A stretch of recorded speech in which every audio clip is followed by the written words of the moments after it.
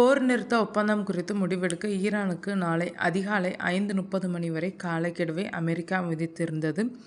இந்த கெடு முடிய இருக்கும் நிலையில் எப்போது வேண்டுமானாலும் ஈரான் மீது அமெரிக்கா தாக்குதலை நடத்தலாம் என சொல்லப்படுகிறது.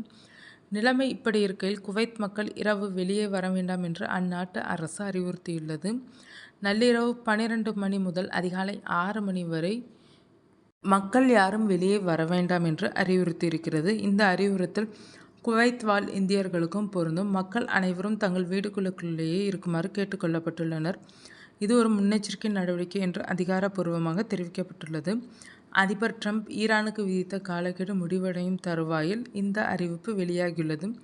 ஈரான் இஸ்ரேல் மீது ஏவுகணைகளை ஏவியுள்ள நிலையில் வான்பரப்பில் ஏவுகணைகள் அல்லது அவற்றின் சிதறல்கள் விழுவதை தவிர்க்க குவைத் இந்த நடவடிக்கையை எடுத்திருக்கலாம். குவைத் ஈரானுக்கு மிக அருகில் அமைந்துள்ள நாடு என்பதால் அமெரிக்காவின் தாக்குதல்கள் அல்லது ஈரானின் பதிலடி தாக்குதல்கள் நடக்கும்போது பாதுகாப்பு கருதி இந்த தற்காலிக லாக்டவுன் அறிவிக்கப்பட்டுள்ளது.